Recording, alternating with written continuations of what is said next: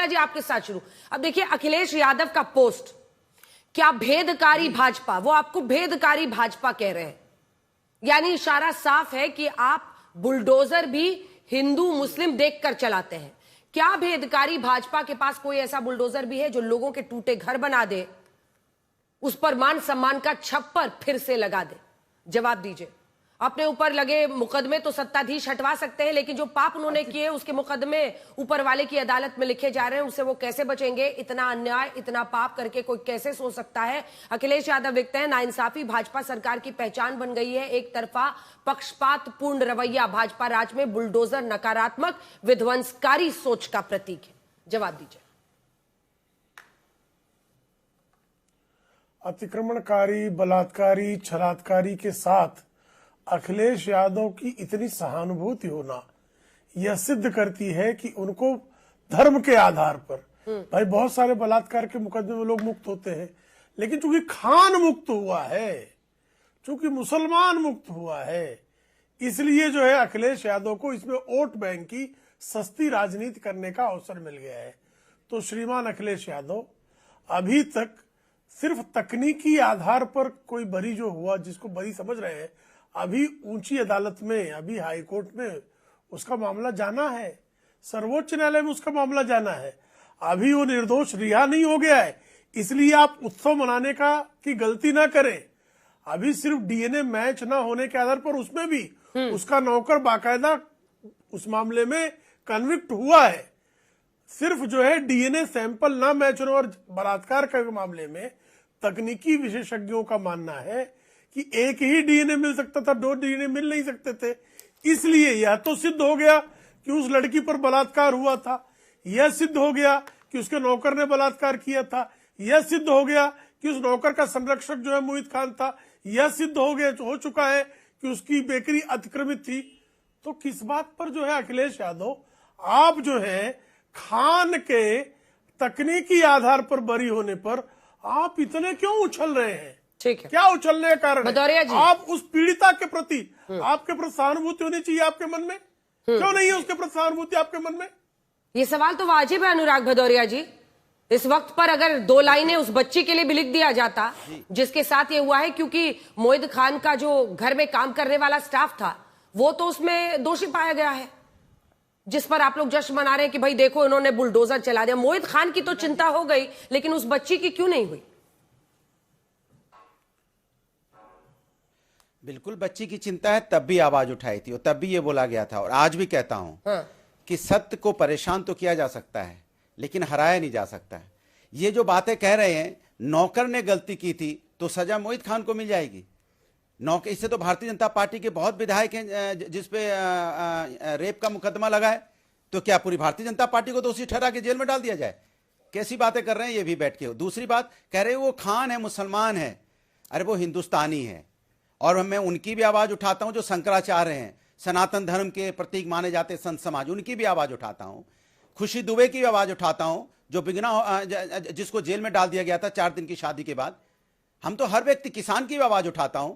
इसके मतलब हम जिसकी आवाज उठाएंगे वो उसको आप इस तरह से बोलेंगे कि खान है, शंकराचार्य है, खुशी दुबे है, इस तरह की आवाज बोलेंगे, किसान है। अरे हम समाजवादी लोग, जो भी पीड़ित होगा उसके तो भेदकारी क्यों बोल रहे हैं अनुराग जी? की बात करते हैं। अनुराग जी बिल्कुल सही लिखा है अनुराग जी, भेदकारी क्यों कह रहे हैं? इसी वजह से कह रहे हैं ना, बोल रहा हूं कि मुस्लिम्स को टारगेट किया, यही तो उनका ध्येय था।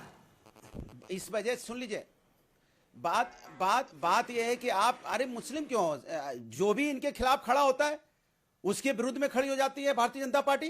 क्या शंकराचार्य के विरुद्ध में खड़ी नहीं हुई? वहां भेद नहीं कर रही थी क्या? या संत समाज का अपमान नहीं किया? बता दीजिए, मुझे आपसे पूछना चाहता हूं।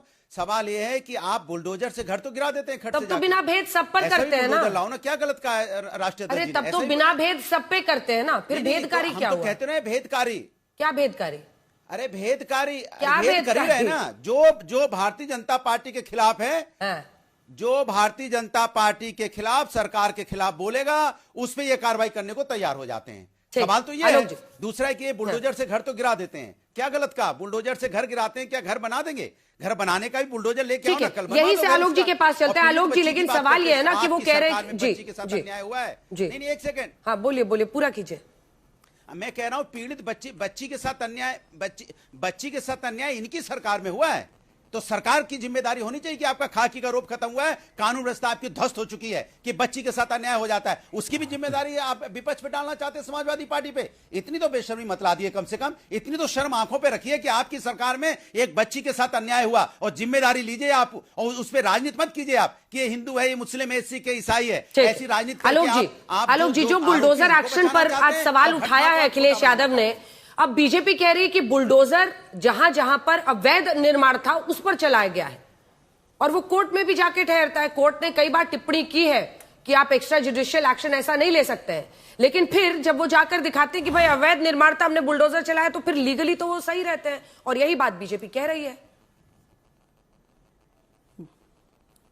देखिए, सरकार अपने आप को लीगली ठहराने के लिए कोई भी दस्तावेज तैयार कर सकती, 15 दिन पहले का नोटिस भी थमाया जा सकता है, लेकिन वो एक्शन इस तरह की घटना घटने के बाद ही क्यों होता है?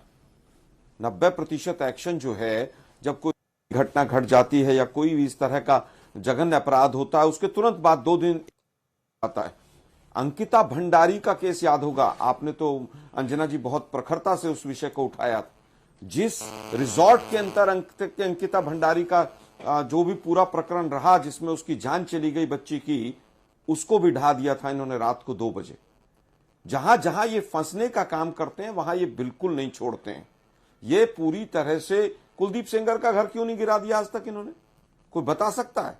अतिक्रमण की बात, अतिक्रमण के पीछे छिपकर खड़े हो जाते हैं। अतिक्रमण अगर उत्तर प्रदेश में आज सारे नक्शे मंगवा लिए जाएं तो मैं समझता हूं 60 से 70% मकान उत्तर प्रदेश के ऐसे होंगे जिनके नक्शे पास नहीं होंगे। 60 से 70%, या उनमें अतिक्रमण होगा या उनके साइज छोटे बड़े होंगे। तो क्या सबको गिरा दिया जाएगा? ये अतिक्रमण का नाम लेकर गलत कर रहे हैं, और इनका पूरी तरह से जो क्रियान्वयन होता है वो हर हाल में जाति और धर्म देखकर होता है। ट्रांसफर पोस्टिंग से लेकर, एनकाउंटर से लेकर, बुलडोजर एक्शन से लेकर, सारी चीजें जाति और धर्म देखकर होती हैं, और कहीं ना कहीं अपनी नाकामियों को छुपाने का काम होता है। उधम सिंह नगर में एक किसान ने आत्महत्या कर ली, इन्हीं की सरकार है। एसएसपी का नाम लिख के और बाकायदा सैकड़ों चिट्ठियां लिखकर और मेल करके वो आदमी सुसाइड कर चला गया किसान। उस एसएसपी का ट्रांसफर तक नहीं किया इन लोगों ने। अगर वो कोई मुसलमान होता तो अब तक ट्रांसफर भी हो गया होता, सस्पेंशन भी हो गई होती। कुंभ में 1500 से ज्यादा लोग गंगा जी में बह गए, कौन जिम्मेदार है? भगदड़ में मर गए।